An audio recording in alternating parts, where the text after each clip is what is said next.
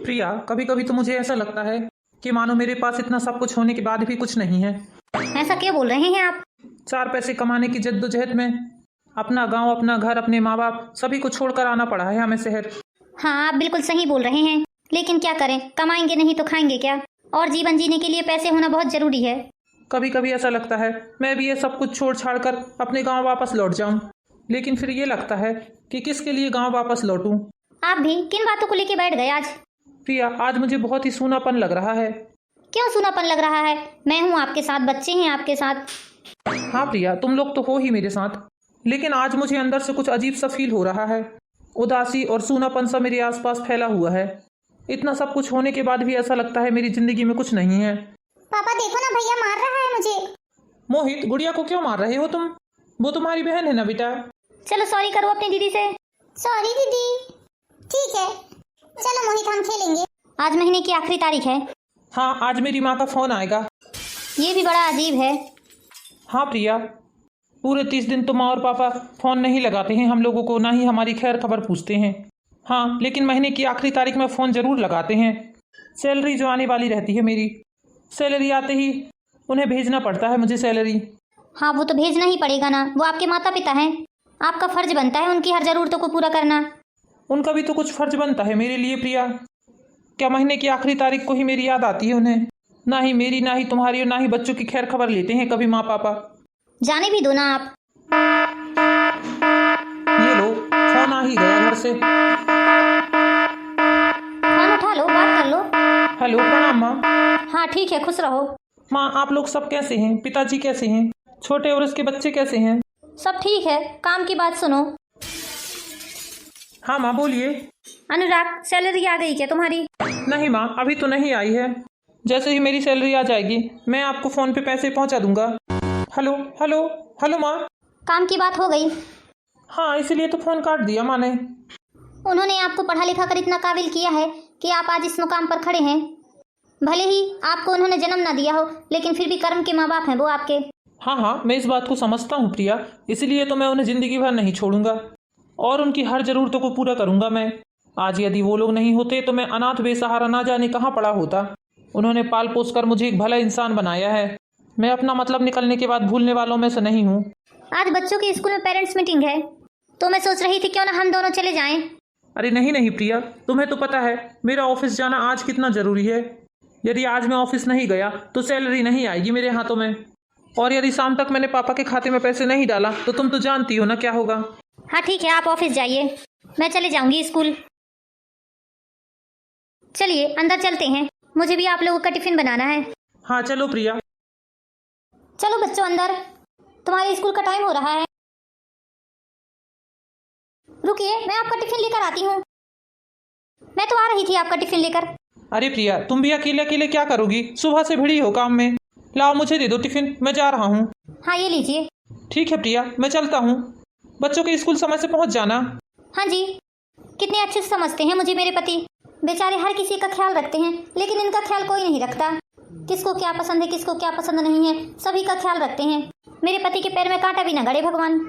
सबसे पहले वो कोई भी चीज लाएंगे तो बच्चे और मेरे लिए ही सोचते हैं, और अपने माता पिता, अपने परिवार वालों के लिए सोचते हैं। खुद के लिए तो कभी सोचते ही नहीं है। बहुत खुशकिस्मत हूँ मैं जो मुझे इतने अच्छे पति मिले हैं। भगवान ऐसा पति सबको दे। चलो जल्दी जल्दी सारा काम निपटा लेती हूँ, आज मुझे बच्चों के स्कूल भी जाना है। आज तो मुझे जल्दबाजी के कारण चाय भी पीने का मौका नहीं मिला है, पहले चलकर आराम से चाय पी लेती हूँ।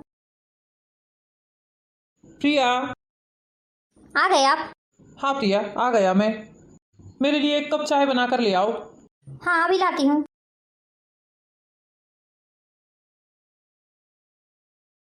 ये लीजिए आपकी चाय। प्रिया, सैलरी मिल गई है। चलो ये तो बहुत अच्छी बात है। पहले मम्मी जी के खाते में पैसे डाल दीजिए आप। प्रिया, 2 दिन की छुट्टी है ऑफिस की, तो मैं सोच रहा था क्यों ना हम 2 दिन गांव घूम कर भी आ जाएं। माँ पापा से मिलना हो जाएगा और हाथों हाथ पैसे भी छोड़ कर आ जाएंगे। हाँ हाँ, ये तो और अच्छी बात है। ठीक है, तो तुम तैयारी कर लेना कल। हाँ जी, मैं तैयारी कर लूंगी। ना जाने किसका फोन आ रहा है मेरे मोबाइल पर। हेलो, प्रणाम मम्मी जी। अनुराग की पेमेंट आ गई क्या? हाँ मम्मी जी, अभी ही पेमेंट आई है। हाँ तो फटाफट से मेरे मोबाइल में तुम फोन पे कर दो। वो मम्मी जी, हम सोच रहे थे कि वो 2 दिन की छुट्टी है इनकी, तो क्यों ना हम लोग 2 दिनों के लिए गांव घूमने आ जाएं। अरे नहीं नहीं बहू, इधर आने की जरूरत नहीं है। क्या बोल रही हैं माँ? कुछ नहीं बेटा, आ जाओ तुम, घूम घाम कर चले जाना। हाँ मम्मी जी, हम कल सुबह ही निकल जाएंगे यहाँ से, एक रात रुक कर वापस हो जाएंगे। वो क्या है ना बेटा, हमारे यहाँ तुम्हारे घर जैसी फैसिलिटी नहीं है, इसलिए मैं तुम लोगों को ज़्यादा रोकना नहीं चाहती हूँ। ठीक है, आ जाओ, कल मिलते हैं फिर। क्या बोल रही थी माँ? मुझे तो पूछा ही होगा कहाँ गया मेरा बेटा। हाँ हाँ, पूछा ना माँ ने तुम्हारे बारे में। मैंने बताया उन्हें कि कल हम लोग आ रहे हैं, तो खुशी से झूम उठी। अरे अब चलो भी भाई, जाने की तैयारियां शुरू करो कल की। ठीक है।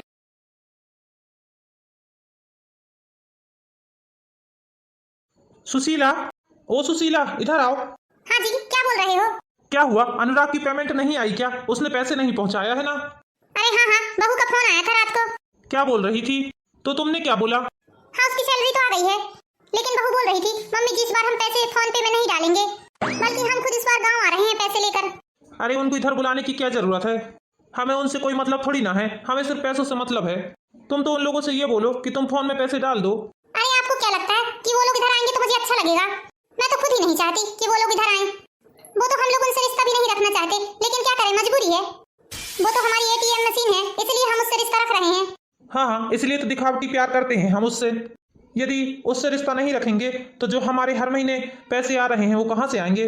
वो तो हमारे सोने के अंडे देने वाली मुर्गी है, ये समझ लो।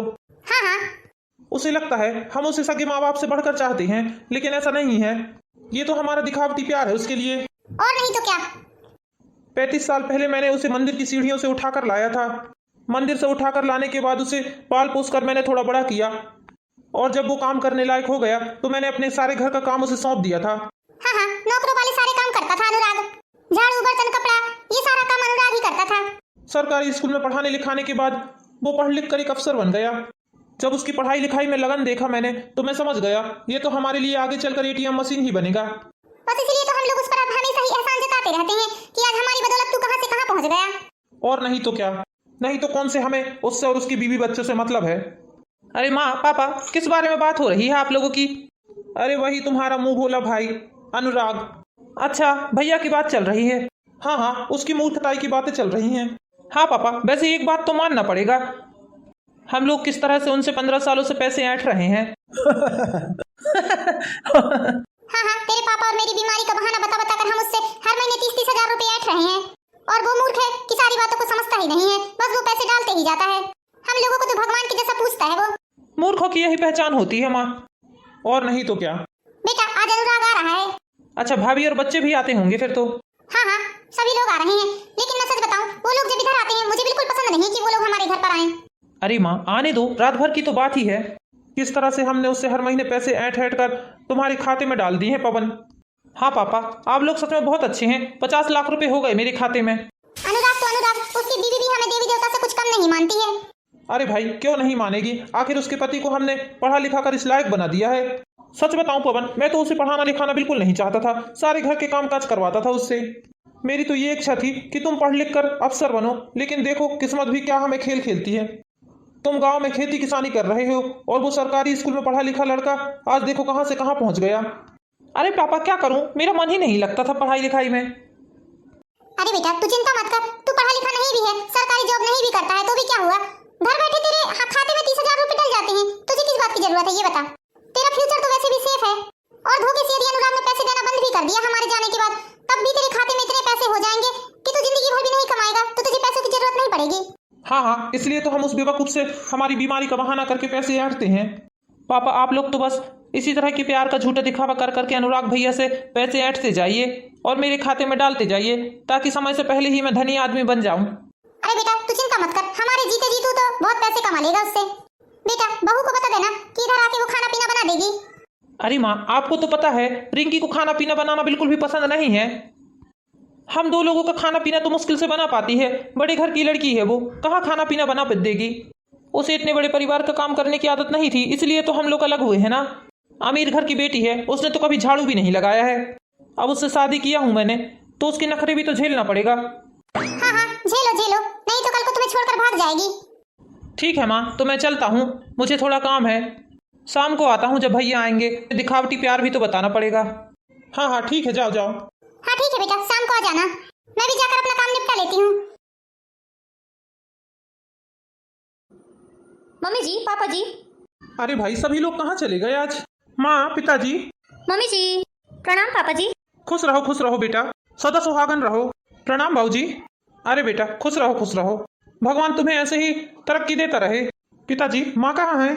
अरे बेटा, क्या बताऊं, आज उसकी बहुत तबीयत खराब है। क्या हो गया पिताजी माँ को? हाँ हाँ पापा जी, क्या हुआ माँ को? अरे बेटा, तुम लोग आ रहे हो करके उसने इतना काम किया, आज इतना काम किया खुशी के मारे कि उसकी तबीयत ही बिगड़ गई। अरे पिताजी, कोई काम करने की जरूरत नहीं थी माँ को, क्यों किया होगा उन्होंने काम? मेरे सीताराम जैसे बेटा बहू आ गए। अरे माँ, आपको यहाँ आने की क्या जरूरत थी? हम आ रहे थे ना आपके रूम में। आजा मेरा कलेजे का टुकड़ा, जब तक तुझे गले से न लगा लूं, जब तक मेरे कलेजे को ठंडक नहीं मिलती। मैं ही जानती हूँ मैं अपने बच्चे के बिना कैसे रह रही हूँ। प्रणाम मम्मी जी। खुश रहो बेटा, खुश रहो, सदा सौभाग्यवती रहो बेटा। मम्मी जी, हम लोग आपसे बहुत नाराज हैं। अरे क्यों बेटा, तुम क्यों नाराज हो हमसे? आपने इतना काम क्यों किया? अरे बेटा, जरा बैठने दे, क्या खड़े खड़े सारी बात पूछेगी? मेरी कमर बहुत दर्द कर रही है। हाँ हाँ मम्मी जी, बैठिए। आजा मेरे लाल, तू मेरे पास बैठ जा। माँ, आपको इतना काम नहीं करना था। बेटा, अब तुझे तो पता है पवन की बीवी इधर आती जाती नहीं है, ना ही कोई काम करती है।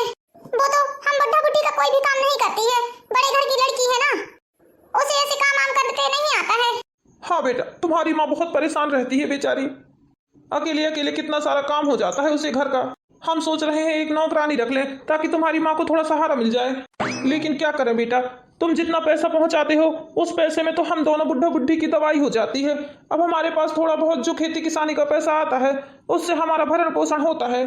यदि हम नौकरानी को रखना चाहें तो फिर कहाँ से पैसे लाएंगे? हमारे पास तो उतने पैसे भी नहीं है। हाँ बेटा, अब हम किससे मांगे? पवन तो 1 रुपए भी नहीं कमाता है, उल्टा वो तो हमसे ही आकर पैसे मांगता है। अनाज बेचकर जितना भी पैसा आया है उसका आधा पैसा मुझे दो, फिर उसे भी देना पड़ता है बेटा। माँ, पिताजी, आप कल ही एक नौकरानी का इंतजाम कर लो। नौकरानी की जितनी भी तनख्वाह होगी वो मैं दूंगा। मैं माँ को इस हाल में नहीं देख सकता। अब बेचारी माँ की उम्र नहीं है काम करने की। हाँ बेटा, बिल्कुल भी मुझसे काम नहीं होता, मैं ही जान रही हूँ मैं कैसे कैसे काम करती हूँ। देखो ना बेटा, मैंने आज क्या क्या सोचा था, मैं अपने बेटे और बहू के मनपसंद का खाना बनाऊंगी, लेकिन यहाँ तो मेरा जी चल ही नहीं रहा है। मेरी तो खुद इतनी तबीयत खराब हो गई है, अब तुम लोग कैसा करोगे बेटा? मैं बहुत शर्मिंदा हूँ। मम्मी जी, आप टेंशन मत लीजिए, मैं हूँ ना, मैं जाकर खाना बनाती हूँ सबके लिए। अरे बेटा, तू तो थकी हारी इतने लंबे सफर से आई है, तू आराम कर, मैं खुद ही बना लूंगी। ओहो मम्मी जी, मेरे होते हुए आप खाना बनाएंगी? अच्छा थोड़ी ना लगेगा, मैं जाकर खाना बनाती हूँ, आप आराम से बातें कीजिए। मेरी बहू कितनी अच्छी है, लाखों में एक है। भगवान सबको मेरी बहू जैसी बहू देना। सच में हमने कोई पुण्य नहीं किया होगा जो हमें भगवान ने इतने अच्छे बहू बेटे दिए हैं। हाँ जी, आप सही बोल रहे हो। बच्चों को क्यों नहीं लाया बेटा? माँ, बच्चे अपने नाना नानी के घर में रुक गए हैं। अरे बेटा, आंखें तरस रही हैं दोनों को देखने के लिए। हाँ बेटा, ला लेते दिखाने के लिए दादा दादी को, पता नहीं कब तक का जीवन है हमारा। अरे पिताजी, ऐसी बातें मत करो। जब फेस्टिवल में छुट्टियां पड़ेंगी तो मैं उन्हें यहीं रहने के लिए पहुंचा दूंगा। हाँ हाँ बेटा, ठीक है। मैं आता हूँ अंदर से फ्रेश होकर। देखा किस तरह से हमने इन्हें बेवकूफ बना दिया। अरे चुप करो ना तुम। मम्मी जी, पापा जी, आ जाइए, खाना बन गया है। हाँ बेटा, आ रहे हैं।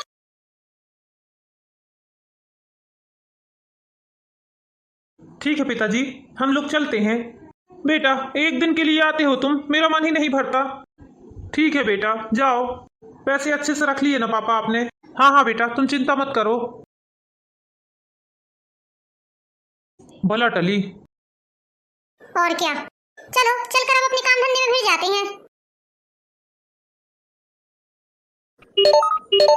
ना जाने किसका फोन आ रहा है। प्रणाम पापा जी। खुश रहो बेटा। पापा जी, मम्मी जी कैसी हैं? हाँ हाँ ठीक है बेटा। बेटा, तुम लोगों ने जो नौकरानी रखने के लिए बोला था, हमने नौकरानी रख ली है। बेटा, अभी मात्र उसने 20 दिन काम किया ही है और वो अपनी तनख्वाह मांग रही है। बेटा, तुम एक काम करो बेटा, फटाफट हमारे खाते में डलवा दो पैसे। ठीक है पापा जी, मैं अनुराग जी से बात करती हूँ। हाँ हाँ बेटा, रखता हूँ फोन। जी पापा जी। हे भगवान, इतना पैसा लेते हैं मम्मी जी पापा जी। अरे क्या हुआ, तुम इतनी परेशान क्यों लग रही हो? वो पापा जी का फोन आया था। अच्छा, क्या बोल रहे थे पिताजी? जो आपने मम्मी पापा जी को नौकरानी रखने के लिए बोला था, तो वो नौकरानी एडवांस में 5,000 रुपये मांग रही है। हाँ ठीक है, डाल देता हूँ मैं पैसे। अनुराग जी, आप तो 30,000 रुपये महीने वहाँ देते ही हैं, अब आप मैनेजमेंट कहाँ से करेंगे इतना? कभी कभी तो हम लोगों को महीने की आखिरी तारीख आते तक कितनी तंगी जाती है, अब 5,000 रुपये और हमें एक्स्ट्रा देना है। आप अकेले अकेले कहाँ से सारा मैनेजमेंट करेंगे? बच्चों की पढ़ाई लिखाई में ही तो कितने पैसे लगते हैं। हाँ, वही तो मुझे समझ नहीं आ रहा है। इस साल तो दिवाली भी चली गई, लेकिन हम में से किसी ने भी नए कपड़े नहीं लिए हैं। अरे तुम चिंता मत करो, सब हो जाएगा। ना जाने क्यों मुझे बहुत ही ज़्यादा चिंता होती है आपके लिए। अरे भाई तुम ज़्यादा चिंता मत करो, मैं बिल्कुल ठीक हूँ। नियत अच्छी रखो, भगवान सब कुछ अच्छा करता है। ठीक है, मैं चलता हूँ। हाँ ठीक है।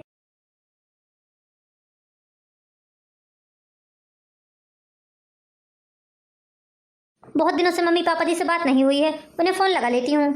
प्रणाम मम्मी जी। खुश रहो बेटा, खुश रहो। मम्मी जी अब आपकी तबीयत कैसी है? ठीक है बेटा, जी रहे हैं किसी भी तरह। अरे बेटा, पेमेंट नहीं आई क्या अनुराग की? आ गई है मम्मी जी। ठीक है, पवन के खाते में पैसे डाल दो। मम्मी जी इनका फ़ोन पे बंद हो गया है, पता नहीं क्या दिक्कत हो गई है। हाँ तो तुम टेंशन मत लो, हम लोग आ रहे हैं कल पैसे लेने। ठीक है मम्मी जी, 2-4 दिन रुकने के लिए आइएगा। अरे कहाँ बेटा, 2-4 दिन रुकने का हमारे पास टाइम नहीं है। मम्मी जी बच्चे लोग आपको याद करते हैं। बेटा हमें शहर में रहने की आदत नहीं है। मम्मी जी मैं आपको हर 4-8 दिन में फ़ोन लगाते ही रहती हूँ, लेकिन आप फ़ोन ही नहीं उठाती हैं। अरे बेटा मेरा फोन बिगड़ गया है, अनुराग से बोलना मैं नया फोन लूंगी, मुझे पैसे देगा। ठीक है मम्मी जी, मैं इन्हें बता दूंगी। हाँ हाँ बेटा, रखती हूँ फोन, कल हम दोनों आ रहे हैं पैसे लेने। हाँ ठीक है मम्मी जी। अनुराग जी, अनुराग जी। हाँ बोलो। कल मम्मी पापा आ रहे हैं पैसे लेने के लिए। ठीक है, आने दो, कम से कम हाथों हाथ पैसे पहुंच जाएंगे।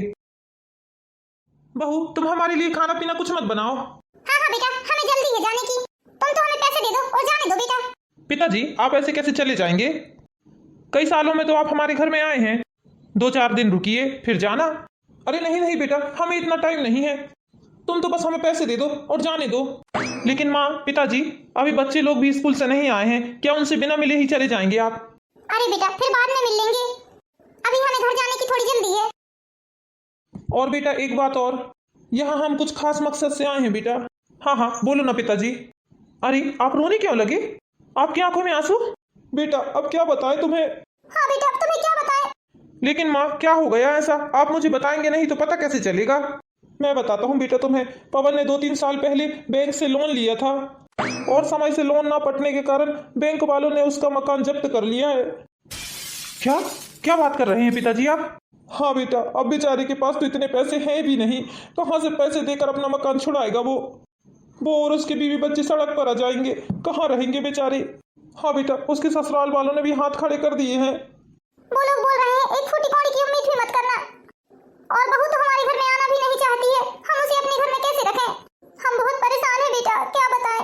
माँ आप जरा भी परेशान मत होइए, मेरे होते हुए आप लोग टेंशन मत लीजिए। प्रिया, जो हमने बच्चों की एफडी कराने के लिए पैसे रख के रखे थे वो पैसे निकाल कर लाओ। लेकिन कुछ नहीं, चलो मैं खुद निकाल कर लाता हूँ। देखा आपने इस बेवकूफ को, किस तरह से हमारी झूठी मोटी बातों में फंस गया ये। हाँ इससे बड़ा बेवकूफ इंसान मैंने आज तक दुनिया में नहीं देखा। इसे बेवकूफ बनाना तो बहुत ही आसान है। आज तक हम इसे बेवकूफी तो बना रहे हैं। इसके पास से पैसा ले लेकर हम अपने छोटे बेटे के खाते में डाल रहे हैं, उसे धनवान बना रहे हैं। ये तो मेरी सोने के अंडे देने वाली मुर्गी है, बस इसलिए मैं इसे महीने में एक बार फोन कर लेता हूँ। हाँ जी, इसलिए तो मैं महीने की आखिरी तारीख में इस बेवकूफ को फोन कर लेती हूँ। एटीएम मशीन जो ठहरा हमारी, वो तो इस अनाथ बेसहारा यतीम को मैंने अपने मतलब के लिए पाला था, लेकिन वो फैसला मेरा बिल्कुल सही था। हाँ आप बिल्कुल सही बोल रहे हैं। आज तक हम इससे अपनी बीमारी का बहाना बता कर 30,000 रुपए लेते हैं महीने का। हाँ और अब तो और हमने नौकरानी का बहाना बनाकर इससे 5,000 रुपए और लेना चालू कर दिया है। वाह पिताजी वाह। अरे क्या हुआ बेटा? मैंने आपकी सारी बातें सुन ली हैं पिताजी। नहीं बेटा, हम तो कुछ और बातें कर रहे थे, तुम्हें जरूर कोई गलतफहमी हुई है बेटा। मम्मी जी पापा जी आपने क्या बातें की हैं वो तो हम लोगों ने सुन ही लिया है, बस बहुत हुआ, आपने बहुत हम लोगों को बेवकूफ़ बना लिया। आप लोगों ने मेरे ऊपर बहुत एहसान किया, मुझे यतीम गरीब और बेसहारा लड़के को पाल पोस कर आपने इस लायक बना दिया, लेकिन बस मैंने आपके एहसानों का बदला बहुत चुका दिया है 15 सालों से। और आप लोगों ने खुद अपने मुंह से बोला है कि आपने मुझे पाला है सिर्फ मतलब से। मुझे वो दिन बहुत अच्छे से याद है जब मेरी खेलने कूदने की उम्र रहती थी, जब आप मुझसे घर के बर्तन झाड़ू पोछे करवाते थे। अरे बेटा तुझे कोई गलतफहमी हुई है, तू अपने माता पिता से किस तरह से बात कर रहा है? हाँ बेटा, तुम्हारी माँ एकदम सही बोल रही है। जाइए अब ये मगरमच्छ के आंसू किसी और के सामने बहाइए। आप लोगों ने एक बार भी नहीं सोचा कि मैं किस मुसीबत से शहर में रह रहा हूँ। मैंने अपने बच्चों की खुशियों को मार मार के आप लोगों को पैसे दिए हैं। आपने मुझे सोने के अंडे देने वाली मुर्गी समझा, आपने मुझे एटीएम समझा। आप जैसे घटिया लोगों पर शर्म आती है मुझे। जाइए, और आज के बाद इस घर के दरवाजे आप लोगों के लिए हमेशा के लिए बंद हो गए हैं। ये बात भूल जाइएगा कि कभी आपके बहू बेटे भी हुआ करते थे। मैं तो आपका एहसान जिंदगी भर मानता और जिंदगी भर आपकी हर खुशी को पूरा करता, भले ही मुझे भूखा रहना पड़ता। लेकिन आपने रिश्तों में धोखा दिया है। चले जाइए मेरे घर से, आप जैसों की कोई जरूरत नहीं है। और दोबारा मुझे अपनी शक्ल मत दिखाना। मुझे तो उस समय पे ही समझ जाना था जब आप महीने में एक बार आखिरी तारीख को जब मेरी सैलरी आती तब आप फोन लगाते थे। लेकिन मैं इतना बड़ा बेवकूफ मूर्ख इंसान, आप सही बोलते हैं मैं मूर्ख हूँ। मैं इस बात को समझ ही नहीं पाया। चले जाइए आप लोगों की कोई जरूरत नहीं है अब मुझे। तो दोस्तों, ऐसे लालची लोगों से दूर रहें और इसी तरह की प्यारी प्यारी मोरल स्टोरीज देखने के लिए हमारे चैनल परी एंड ब्लॉग को लाइक कीजिए, सब्सक्राइब कीजिए। Thank you for watching my video. दोस्तों मिलते हैं नेक्स्ट वीडियो में, जब तक के लिए बाय बाय।